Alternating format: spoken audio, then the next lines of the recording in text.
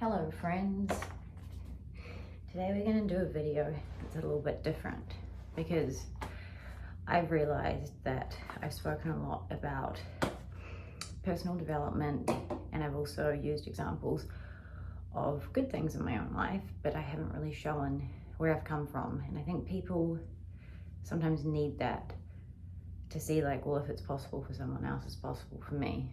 Also, quickly, I never ask anyone to subscribe to my channel. I have really high video engagement and like no subscribers.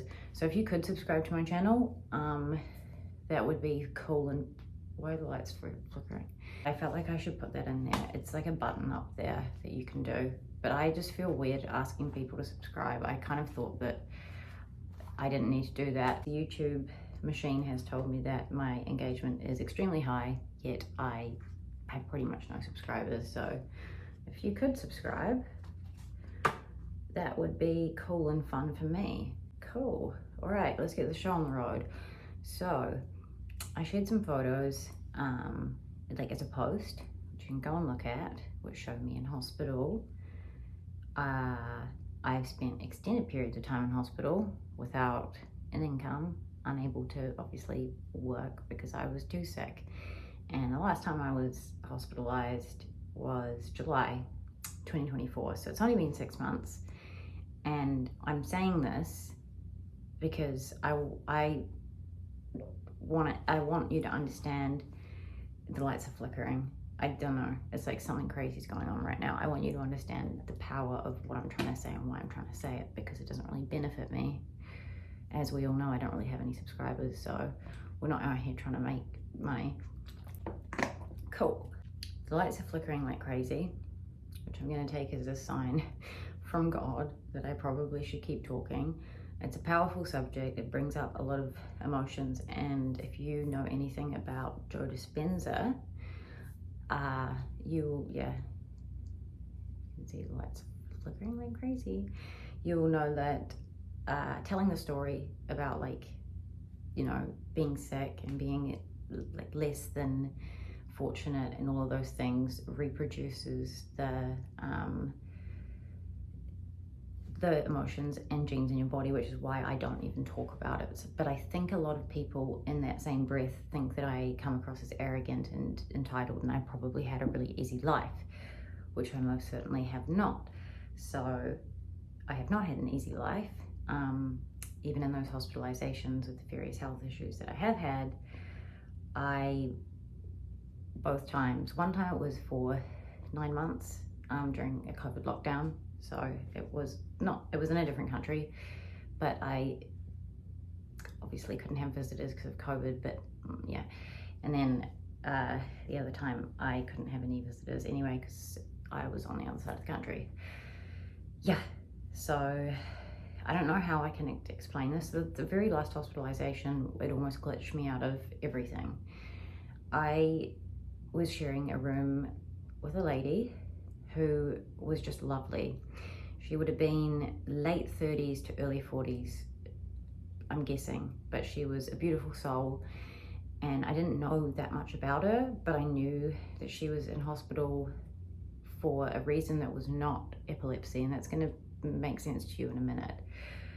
I was in the next bed, and that day I was attached to a bunch of machines that were plugged into my arms with like needles and all that sort of thing, which go into the wall. So yeah, anyway, her and her husband were talking and I could overhear them, and I remember thinking, it's just so sweet that he loves her so much. Like, he was just so nice and like, oh, just go and do this and go and do that, and the way he was speaking to her was just really sweet, and it brought a smile to my face. He left to go and do things. Maybe a bit of time passed. I heard a crash, a very loud crash, and I got up, but I could only move so far because remember, I was attached to, it's like, I'm going to show you with a cord like this, right? I was attached probably this far, a bit more maybe, to the wall. So I get up and check and pull the curtain immediately and see that this lovely woman has fallen from her bed, which was very high, and she had landed in a way, because the bed was too high, I guess, something like that. She'd landed in a way against a steel side, like, barrier thing, which shouldn't have been there, and was like, I don't know the word for it, like it had gone through,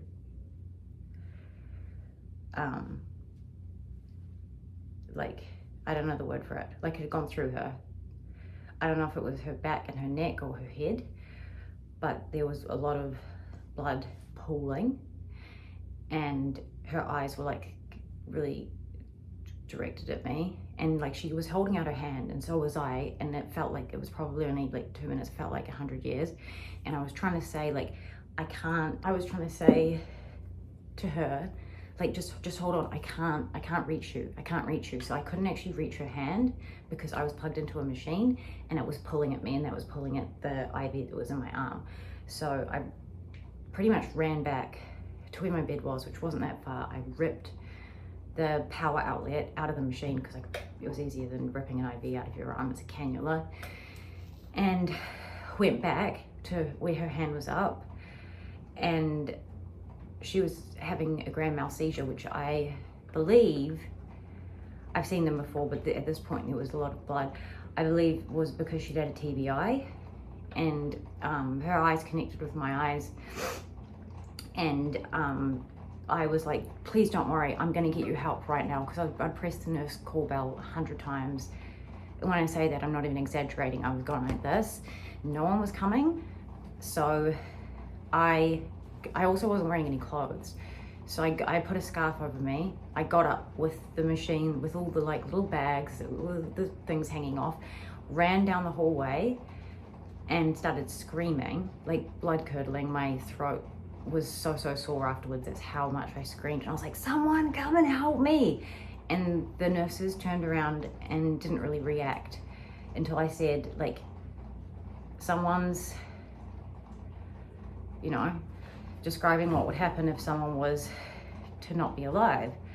And then they started reacting, and doctors started running and nurses started running. But I don't know what I don't like the health system in my country. I left my country shortly after that. Let's finish it off. So they all run towards the room. I'm pretty upset. I go into a full-blown panic attack, and I'm quite stressed out. And I'm like, why did you not come? When I call the nurse bell, and then a nurse starts getting angry and yelling at me. And she's like, calm down, you're gonna pull out your IV cord. And I was like, there's a lady in there that's gonna unalive because of what you guys, and they wouldn't let me back in the room. So I didn't have anything. I had a scarf covering me, my stupid machine, which wasn't plugged into anything. I started having a full-blown panic attack, like a like that. And they just pushed me to go sit in an empty room. Someone gave me a glass of cold water. I didn't even have my phone. So I spent 2 hours in that room. Someone gave me a glass of cold water. No one asked me how I was doing. And then after 2 hours, they had bleached the room down, removed her, and they said, you need to go back in there and sleep there tonight. And I was like, those aren't my shoes. And they said, like, sorry, what? And I said, those aren't my shoes under the bed, those are her shoes. Obviously it felt terrible, and I did not want to be there. And I, in all honesty, was worried that they were going to somehow unalive me too, because I think it was a mistake. She didn't fall because she was having a seizure. She fell, and she fell onto something that was not appropriate to be in a hospital. It's called a bedside table. The lights are back on. It's called a bedside table, but this one was steel with hard edges, and it like javelined her. And yeah, so that was on top of like the medical stuff. That was, yeah, I didn't get like any PTSD or anything from that. I've had stuff happen to people that I love very much, and I'd say that's more likely to cause long-standing trauma. It's just uncomfortable to talk about. I didn't know her personally, but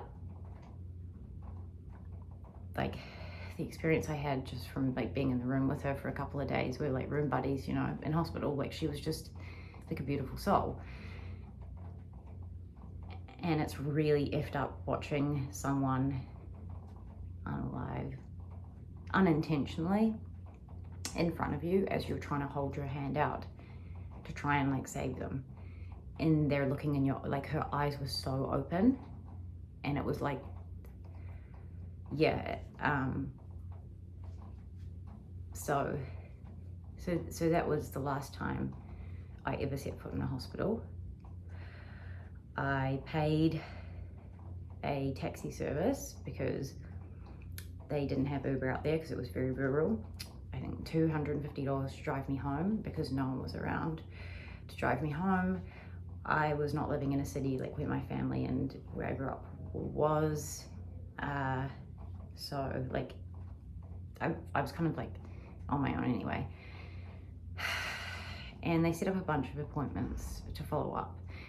And I'd had like so many different experiences with the health system and so many different voices of people being like, you need to trust them and just like follow their advice and do all this stuff. And it just got to a point where I just realized one day, I was like, I can't do this. Like, this is not making me better. Like, they're making me sick. And I'm not saying they're making me sick because they weren't doing it deliberately, but like, I just had this like certainty. I was like, I'm certain if I just don't go, if I just don't go back, that I will be healthy. Like, I'm certain. And that's exactly what happened. I obviously did a lot of work on manifestation. Like, that was pretty much all I did because I couldn't really do anything else. And I started walking a lot as well. I would try and walk 10,000 steps. I did a period of time walking 20,000 steps, which was quite extreme. But if you're fit, like, that's good for you. And I would download YouTube interviews or videos of people being inspirational or like manifestation, and I would listen to that the whole time. I'd listen to it when I woke up. I would go to sleep listening to it. I would listen to Neville Goddard books when I was sleeping. It's like pretty much all I did. And my life turned around really fast. So yes, I left the country in August. Yep, August? No, the very end of July, I left the country. So that was the start of July. So we're talking like within the same month, and I flew out in business class, international, which is crazy, right? How did that happen? Because you'll want to know like the tangibles, like, oh, how did that happen? Like, what are the steps you took to get you there in terms of money and that sort of stuff? And I keep trying to bang on, it doesn't matter. Like, you can't replicate what I've done in terms of like the physical world. You can only replicate what people do with their minds, because it'll come to you in a different way because you're a different person. So so that's a little bit of my story. There's so much more I could go into, but I really don't like opening that chapter up because it is not who I am anymore, and it is very difficult to maintain a level of self-belief and a level of empowerment when you are disempowered in a hospital bed. People aren't particularly lovely to you. Like, some nurses were nice, some were not nice at all. Some doctors, like, I preferred male doctors because female doctors were like, we don't have HIPAA where I come from. If it was, there would have been so many violations. There were times I had like, one time I had a double kidney infection with a artery in my stomach that was blocked, and the female doctor said, we've tested everything and there's nothing wrong with you, so why do you really want to be here? I had another female doctor say, I think you've just got an emotional problem. I had another female doctor say, when I had 2 kidney abscesses, which is very painful, by the way, it's called like nephrotic something, she said she didn't really look at the notes, didn't want to look at the notes, I guess, and decided that I was ovulating, and that can actually be uncomfortable for some women.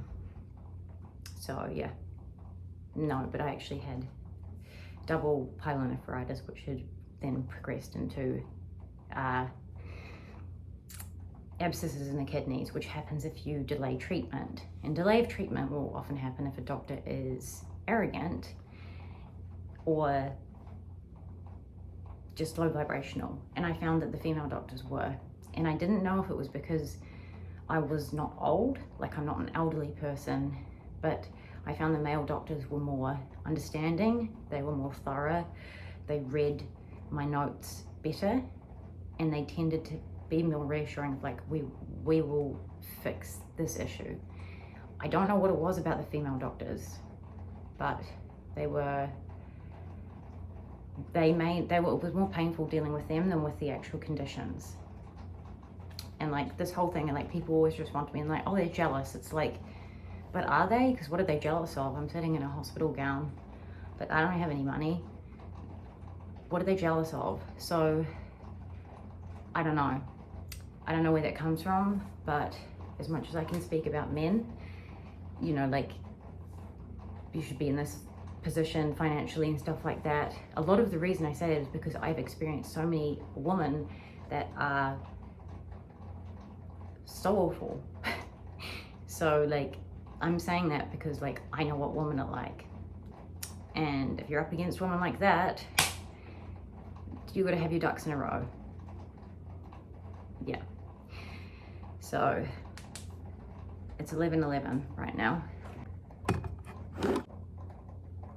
Journal, which I highly recommend, along with basically what I'm telling you to do is get stuck into the manifestation stuff on YouTube, get it in your ears, put your phone on do not disturb. So number one, put your phone on do not disturb, stop talking to so many people and stop letting them in whenever. You choose when you respond, you choose when you check messages. You don't let anyone just come in and message you and notification for this. I have no notifications, like yuck. Okay, phone on D&D forever, pretty much. You can change it in settings to have certain things come through if they're important or what you want. Secondly, get a pen and a notebook and start writing a lot of stuff down. When you're listening to something that is resonating with you, start writing. Either writing it down or writing parts of it down or what you're resonating with. I just like, it's that. And lastly, be open to expansion, be open to believing that you can have a better tomorrow. Like, I truly believe I would not be here today, and that would have been the end of my storybook. That would have been the end of my chapter for sure, if I had thought like there isn't a possibility of a better future for me. So I was delusional enough to believe that I deserved a great future, and I deserved happiness and hope and good health and all these different things. And I just thought like, what option do I have? I don't have another option. I can't beg for it, can't ask for it. There was no one around to help me. There wasn't even anyone around to drive me home from the hospital. Like, so like, when I get these comments of people and they are nasty, I don't think they realize like I'm talking about this from a place of so much empathy, because I know what it's like to be so down. And I'm saying it because like, if you'd gone through what I'd gone through and you'd come out the other side and you were like, oh my gosh, life is amazing now, I want to share this with people, you would have the same energy that I do. So I'm bringing this to you with a lower energy because we're having to go back in time. And that's like 1%. That wasn't even really, in terms of like the things that have happened to me, that was like, it kind of held me back, but like, it wasn't the worst thing. And all these things built me into the person that I am. And they did not take anything away from my appearance. They did not take anything, like I don't feel like it wasted my time. I don't feel like that at all. I feel like now I feel grateful for the experiences that I've had, and I would not change a thing. So thank you to the Creator for throwing all of these curveballs in my way, hospitalizing me. I can't tell you how many times. It was upwards of 15 though, for the longest period of 9 months. Thank you, Creator, for putting me in hospital Christmas last year, New Year's last year. Thank you for having me experience and witness that event where someone transitioned from the physical to the non-physical. We'll say that because I don't know how else I can say it. And thank you for the contrast, because it really did show me and push me, like it accelerated me, because once you feel like you have nothing to lose, like the world becomes your playground. So yeah. Anyway, thanks for watching my video. And again, I'll mention I never ask people to subscribe, so now I have high video engagement and no high video engagement and no subscribers. So if you could, that would be cool and I'd appreciate it. Thank you. Bye.